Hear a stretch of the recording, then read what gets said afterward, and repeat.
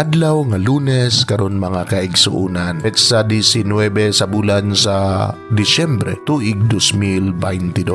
Ang pagbasa kinutlo gikan sa Ebanghelyo sumala ni San Lucas kapitulo 1 bersikulo 5 ngadto sa 25. Sa panahon nga si Herodes maoy hari sa Judea, may usa ka pari nga ginganlag Zacarias nga sakop sa kaparian sa hutong ni Abias. Ang iyang asawa mao si Elizabeth nga sakop usab sa parianong banay ni Aaron. Silang duha nagkinabuhi nga matarong ug dalaygon sa atubangan sa Dios ug nagtuman gayod sa tanang sugo ug balaod sa Ginoo. Wala sila'y anak kay dili man makapanganak si Elizabeth ug kay tigulang naman silang duha. Usa ka adlaw ni ana torno kadto sa ilang hutong nagtuman si Zacarias sa iyang katungdanan sa pagkapari atubangan sa Dios. Sumala sa bahin sa pag-alagad sa iyang angkon adlaw-adlaw. Sumala sa batasan nga gisunod sa mga pari. Nagripa sila og napili siya nga maoy musunog sa insenso didto sa halaran. Busa misulod siya sa templo sa Ginoo. Samtang nagampo ang panon sa mga tao didto sa gawas sa takna nga gisunog ang insenso, may pakita kaniyang usa ka anghel sa Ginoo nga nagtindog sa tuong bahin sa halaran, din gisunog ang insenso. Sa pagkakita ni Zacarias sa anghel, nahingangha siya og nahadlok. Apan giingnan siya sa anghel, ayaw kahadlok Zacarias. Gidungog sa Dios ang imong pag-ampo ug ang imong asawa nga si Elizabeth magsabak og usa ka batang lalaki. Nganli siyag Juan. Inig kahimugso niya, magmaya ka og maglipay ingon man ang uban kay mahimo siyang dako atubangan sa Ginoo. Dili gayud siya mo inom og bino o isog nga ilimnon. Gikan sa iyang pagkatao, mapuno siya sa Espiritu Santo ug dad-on niya ang daghang mga tao sa Israel balik ngadto sa Ginoo nga ilang Dios. Mag-una siya sa Ginoo inubanan sa Espiritu ug gahom sama sa nabatunan ni propeta Elias. Himuon niya nga magkauli ang mga amahan ug mga anak, ang mga masupilon iyang pabalikon sa matarong nga dalan ug andamon niya ang katawhan alang sa Ginoo. Giingnan ni Zacarias ang anghel, unsaon man ako pagkahibalo nga tinuod ang imong giingon? Tigulang na ako ug ang akong asawa. Ang anghel mitubag, ako si Gabriel nga nagtindog atubangan sa Dios nga maoy nagpadala kanako on pagsulti ug pagsugilon kanimo niining maayong balita. Apan wala ka motuo sa akong mensahe nga matuman gayod sa hustong panahon. Tungod niini maamang ka, dili ka makasulti hangtod sa adlaw nga matuman ang akong gisulti kanimo. Niining higayuna nagulat ang mga tao kang Zacarias ug nahibulong sila nganong nadugay siya sa sulod sa templo. Sa pagula niya, dili na siya makasulti kanila. Busa nagtuo sila nga nakakita siyag pananaon sa sulod sa templo.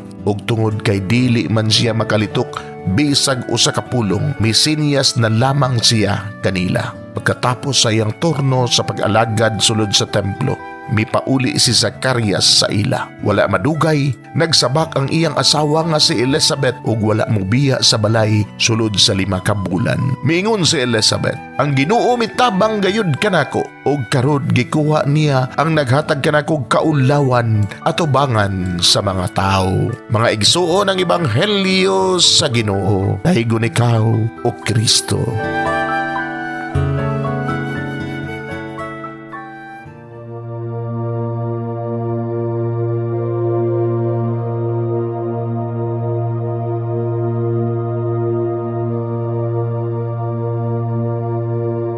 Pagampo sa dili pa magsugod sa trabaho.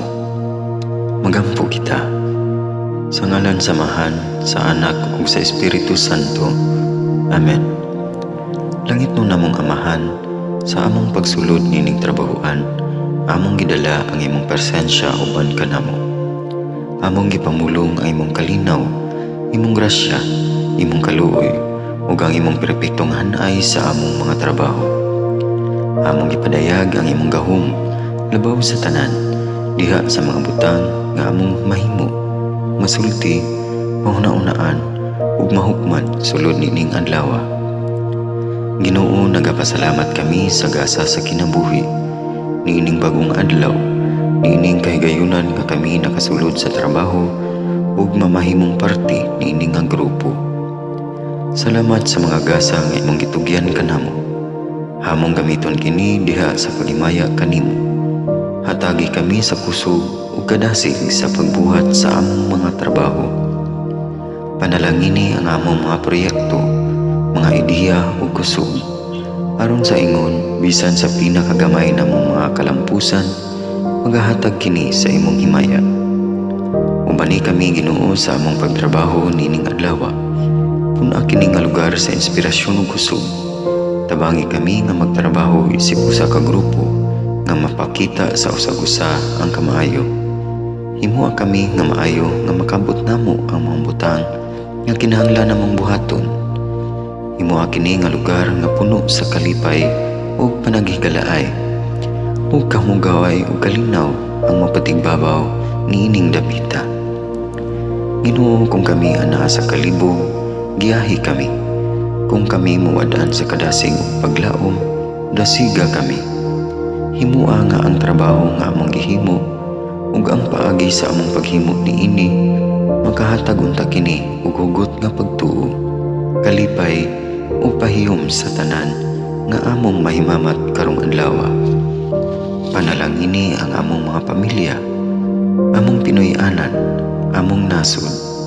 Himua nga magmatidud-anon kami sa pagtagad ug pag-amuma sa kalikupan ug sa tanang may kinabuhi diha sa pagbuhat kanamo sa pagkabuot sa imong pangandoy alang sa hustisya ug kagawasan. Ug Ginoo, sa among pagbiya nining lugara, tagay kami sa imong panalangin ug kaluoy sa among pagbiyahe. Panalangini ang among mga pamilya ug Pinoy-anan nga anaon ta sa maayong kahimtang sama sa among pagbiya kanila. Ginoo, salamat sa tanang butang nga imong nabuhat, sa tanang butang nga imong gibuhat, ug sa tanang butang nga imong buhaton pa. Sa ngalan ni Jesus, among giampo diha sa tumang pagigugma ug pagpasalamat. Amen. Sa ngalan sa Amahan, sa Anak ug sa Espiritu Santo. Amen.